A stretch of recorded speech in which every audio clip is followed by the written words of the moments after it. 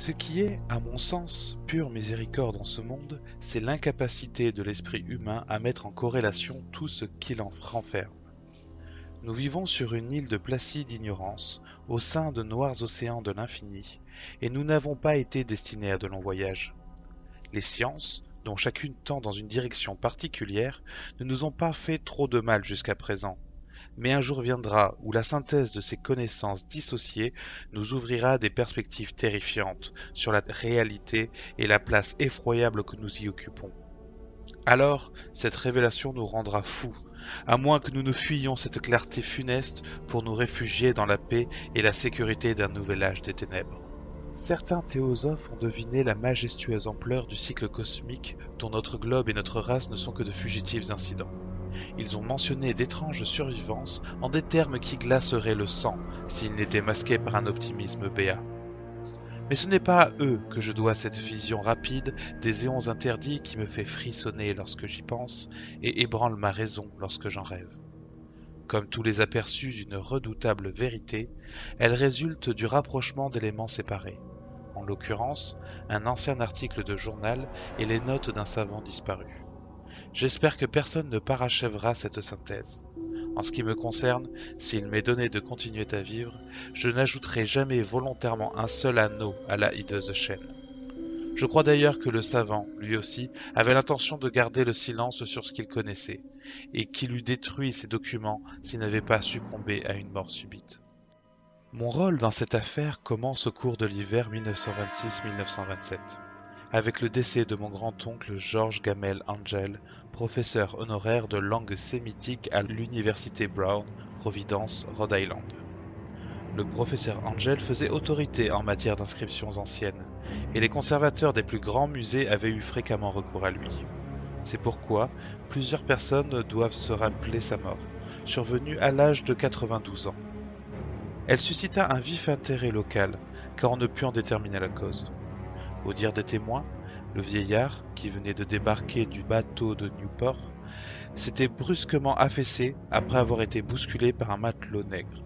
Ce dernier sortait de l'une des curieuses et sombres impasses situées sur le flanc du coteau abrupt qui constitue un raccourci pour aller du port à William Street où résidait le défunt. Les médecins, incapables de découvrir le moindre désordre organique, conclurent, après une discussion assez embarrassante, que le décès était dû à une lésion indiscernable du cœur déterminée par l'ascension rapide d'une pente trop raide pour un nonagénaire.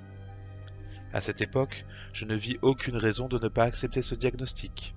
Aujourd'hui, je fais plus que le remettre en doute. En tant qu'héritier et exécuteur testamentaire de mon grand-oncle, veuf sans enfant, j'entrepris d'examiner à fond tous ses papiers. Dans cette intention, je transportai chez moi à Boston tous ses dossiers et ses boîtes de rangement. La majeure partie des documents sera publiée plus tard par la Société américaine d'archéologie, mais l'une des boîtes me parut extrêmement bizarre, et je me sentis fort peu enclin à la montrer à d'autres yeux que les miens. Tout d'abord, je ne pus l'ouvrir, car la clé n'était pas dans la serrure. Puis, je la découvris à l'anneau que le professeur portait toujours dans sa poche. Néanmoins, le couvercle une fois soulevé, je me trouvai devant un obstacle beaucoup plus grand. En effet, que pouvait bien signifier cet étrange bas-relief, ces notes décousues et ces vieilles coupures de journaux? Mon oncle, au cours de ces dernières années, aurait-il ajouté foi aux impostures les plus flagrantes? Je résolus sur le champ de rechercher l'excentrique sculpteur qui avait déterminé cette perturbation apparente dans l'esprit du savant. Le bas-relief, grossier rectangle de 40 cm² et de 2 cm d'épaisseur, était nettement moderne. Néanmoins, ces dessins n'avaient rien de moderne dans leur atmosphère ni dans les idées qu'ils suggéraient. En effet, si nombreuses, si extravagantes que soient les fantaisies du cubisme et du futurisme, elles reproduisent très rarement la régularité de l'écriture préhistorique. Or, la majeure partie de ces dessins constituait certainement une écriture mystérieuse. Malgré ma connaissance des papiers et des collections de mon oncle, ma mémoire ne put l'identifier, ni ne me permettre de la rattacher à aucun dialecte. Au-dessus de ces hiéroglyphes se dressait une figure d'une facture si impressionniste que l'on ne pouvait comprendre clairement ce qu'elle représentait. C'était une espèce de monstre, ou de symbole de monstre, que seule une imagination morbide avait pu concevoir. Je ne trahirai certainement pas l'inspiration du sculpteur en disant que son œuvre évoquait tout à la fois une pieuvre, un dragon et une caricature humaine. Une tête pulpeuse entourée de tentacules surmontait un corps écailleux et grotesque, muni d'ailes rudimentaires. Mais c'était le contour général de cette effigie qui la rendait particulièrement effroyable. Derrière la figure, l'artiste avait ébauché un fond d'architecture cyclopéenne. Les notes accompagnant ce curieux objet étaient de la main du professeur Angel, et ne prétendaient point à un style littéraire. L'écriture était d'une date récente. Le document principal portait le titre suivant, Le culte de Cthulhu. Soigneusement tracé en caractères d'imprimerie pour éviter toute erreur dans la lecture d'un mot aussi peu connu. Ce manuscrit comprenait 2 parties. La première avait comme en tête 1925, Rêves et ouvrages oniriques de H.A. Wilcox, 7 Thomas Street, Providence. Et la deuxième, Récit de l'inspecteur John R. Legrasse, 121 Bienville Street, La Nouvelle-Orléans, congrès de la SAA 1908. Notes jointes et compte rendu du professeur Webb. Les autres documents étaient des notes hâtives sur divers sujets. Relations des rêves étranges de différentes personnes. Citations de livres et de revues de théosophie, entre autres Atlantis et la Lémuria perdue de W. Scott Elliott. Commentaires sur la survivance des sociétés et des cultes secrets, avec référence à certains passages des traités mythologiques et d'anthropologie tels que Le Rameau d'Or de Fraser et Le culte des sorcières en Europe occidentale de Miss Murray. Les coupures de journaux traitaient surtout des cas individuels d'aliénation mentale et de crise de démence collective au printemps de 1925. La première partie du manuscrit principal racontait une histoire très étrange. Il semble que, le 1er mars 1925, un jeune homme mince et brun en proie à une violente agitation ait rendu visite au professeur Angel pour lui présenter le singulier bas-relief d'argile alors encore frais et humide. Sa carte portait le nom de Henry Anthony Wilcox. Mon oncle avait reconnu en lui le fils cadet d'une très bonne famille, qui étudiait depuis quelque temps la sculpture à l'école des beaux-arts de Rhode Island et vivait seul à l'hôtel Fleur de Lys, tout près de cette institution. Wilcox, doué d'un génie précoce mais fort excentrique, avait, dès son enfance, attiré l'attention sur lui en raison des histoires et des rêves étranges qu'il se plaisait à raconter. Lui-même se qualifiait d'hypersensitif psychique. Les esprits rassis de la vieille cité commerciale le traitaient beaucoup plus simplement de drôle de corps. Peu à peu, il s'était retiré du milieu bourgeois de ses parents et avait fini par ne plus être connu que d'un petit groupe d'esthètes. L'association artistique de Providence, désireuse de garder son conservatisme intact, lui avait fermé ses portes. Au cours de cette visite, disait le manuscrit du professeur, le sculpteur avait de but en blanc demandé à son hôte de l'aider de ses lumières pour édifier les hiéroglyphes du bas-relief. Il s'exprimait d'un ton pompeux qui suggérait beaucoup d'affectation et aliénait toute sympathie. En conséquence, mon oncle lui répondit sèchement que la fraîcheur de cette tablette d'argile semblait exclure qu'elle ait eu aucun rapport avec l'archéologie. La réponse du jeune Wilcox impressionna le vieux savant à un point tel qu'il se la rappela et la transcrivit mot pour mot. Elle est empreinte de cette emphase poétique qui caractérisait sa conversation et toute sa personne, comme je le constatai par la suite. « En vérité, dit-il, ce bas-relief est neuf, car je l'ai fait moi-même la nuit dernière, dans 12 cités différentes. Et les rêves sont beaucoup plus anciens que Tyr la méditative, le Sphinx contemplatif ou Babylone aux 1000 jardins. » Après quoi, il entama le récit décousu qui éveilla un souvenir endormi dans la mémoire de mon oncle et suscita en lui un fébrile intérêt. La nuit précédente, il y avait eu un léger tremblement de terre, le plus important en Nouvelle-Angleterre depuis des années, qui avait fortement affecté l'imagination de Wilcox. Au cours de son sommeil, il avait vu en rêve pour la première fois de sa vie des cités cyclopéennes faites de blocs et de monolithes gigantesques enduits d'un limon verdâtre, d'où s'exhalait une secrète horreur. Les murs et les colonnes étaient couverts d'hiéroglyphes et le jeune homme avait entendu retentir sous terre une voix, qui n'était pas une voix, mais plutôt une sensation confuse que seule l'imagination pouvait transformer en son, et qu'il essaya de rendre par cet assemblage de lettres quasi imprononçables. Cthulhuftnak.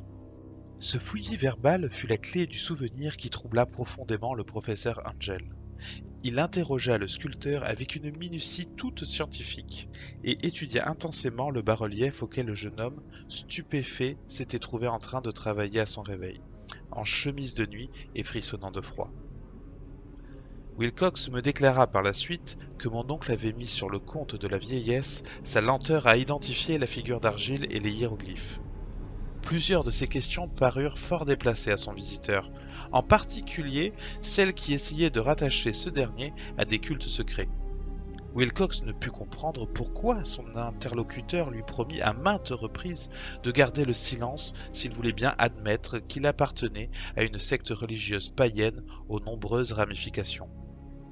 Lorsque le professeur Angel eut enfin acquis la conviction que le sculpteur ignorait tout des sciences occultes, il le pria instantanément de venir lui raconter les rêves qu'il pourrait faire.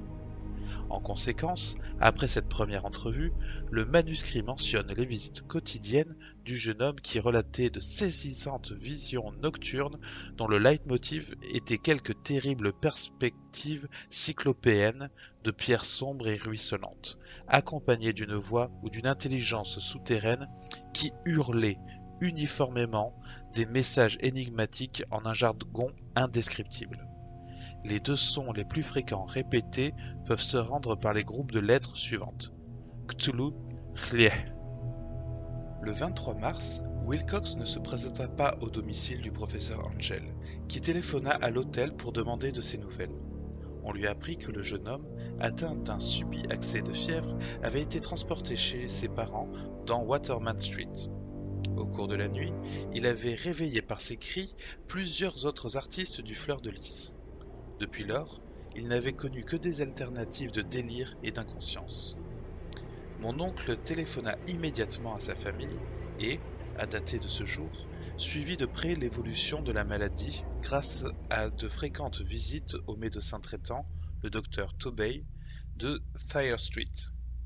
Sous l'effet de la fièvre, l'esprit du patient semblait s'attacher à d'étranges images. Le praticien frissonnait parfois quand il en parlait. En dehors de son rêve habituel qui se répétait régulièrement, Wilcox voyait une créature gigantesque, haute de plusieurs kilomètres, qui marchait ou se déplaçait pesamment. Il ne la décrivait jamais en détail, mais, d'après les quelques mots incohérents rapportés par le docteur Tobey, mon oncle fut convaincu que c'était le monstre anonyme qu'il avait essayé de représenter dans son bas-relief onirique. Chaque fois que le jeune homme parlait de cette entité, il sombrait peu après dans un sommeil léthargique. Chose étrange, sa température n'était guère au-dessus de la normale. Pourtant, son état général suggérait un violent accès de fièvre plutôt qu'un trouble mental. La première partie du manuscrit s'arrêtait là, mais je trouvais ample matière à réflexion dans certaines des notes éparses. Seul le scepticisme invétéré que formait alors toute ma philosophie peut expliquer ma méfiance persistante à l'égard du sculpteur. Ces notes décrivaient les rêves de diverses personnes au cours de la période où le jeune Wilcox avait eu ses étranges cauchemars. À ce qu'il semble, mon oncle avait organisé rapidement un vaste réseau d'enquêtes auprès de tous les amis qu'il pouvait interroger sans être taxé d'impertinence, leur demandant de lui raconter leurs rêves en spécifiant les dates auxquelles ils s'étaient produits. Cette requête avait été diversement accueillie, mais, selon toute vraisemblance, le nombre de réponses reçues aurait justifié l'emploi d'une secrétaire. Il n'avait conservé les lettres de ses correspondants, toutefois ces notes constituaient un résumé complet très significatif. Les mondains et les gens d'affaires, qui passaient en Nouvelle-Angleterre pour le sel de la terre, avaient donné un résultat presque entièrement négatif, bien que certains cas d'impressions nocturnes déplaisantes, mais imprécises, fussent signalés ici et là, toujours entre le 23 et le 2 avril, pendant la durée de la maladie du sculpteur. Les hommes de science n'avaient guère été touchés, eux non plus. Néanmoins, 4 descriptions vagues suggéraient des aperçus d'étranges paysages et il y avait un exemple de crainte d'une chose anormale. Les réponses pertinentes émanaient d'artistes et de poètes qui auraient été en proie à une effroyable panique s'ils avaient pu les comparer entre elles. En l'occurrence, faute de posséder les lettres originales, je soupçonnais presque le compilateur d'avoir posé des questions insidieuses ou d'avoir déformé le texte de cette correspondance pour corroborer ce qu'il avait résolu de voir. C'est pourquoi je persistais à juger que Wilcox, ayant eu connaissance des anciens documents possédés par mon oncle, en avait fait accroire au vieux professeur. Les réponses de ces esthètes révélaient un fait extrêmement troublant. Du 28 février au 2 avril, la plupart d'entre eux avaient fait des rêves bizarres atteignant leur maximum d'intensité pendant le délire du jeune sculpteur. Beaucoup décrivaient des paysages et des sons semblables à ceux que Wilcox avait décrits. Quelques-uns avouaient leur terreur d'une créature gigantesque et innommable. Un cas particulier, détaillé avec insistance, était tragique.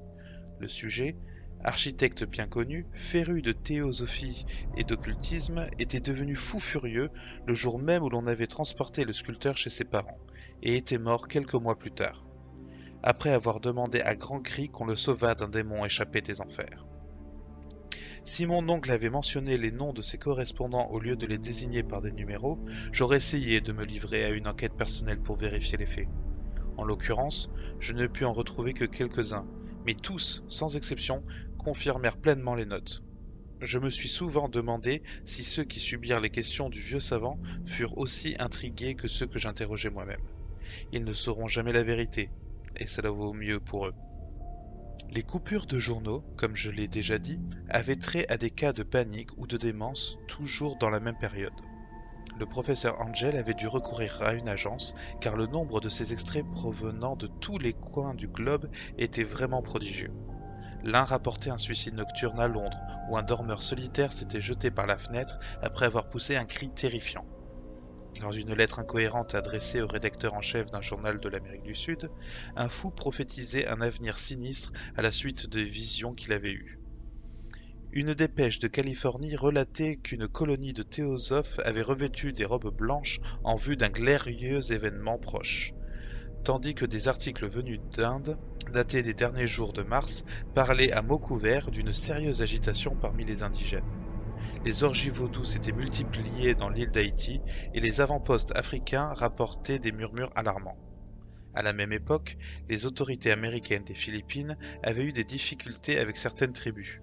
Dans la nuit du 22 au 23 mars, des Levantins furieux avaient molesté plusieurs agents de police à New York. L'ouest de l'Irlande était plein de folles rumeurs, et un peintre fantastique nommé Ardua Bono avait exposé à Paris, au salon de printemps 1926, une toile impie intitulée « Paysage de rêve ». Quant au désordre dans les asiles d'aliénés, ils étaient si nombreux que seul un miracle avait pu empêcher le corps médical de remarquer d'étranges parallélismes et d'en tirer des conclusions effarantes. Ces coupures formaient un ensemble des plus étranges. Je ne conçois guère aujourd'hui quel rationalisme endurci me la fit négliger. Mais j'étais alors convaincu que le jeune Wilcox avait eu connaissance des faits plus anciens mentionnés par le professeur.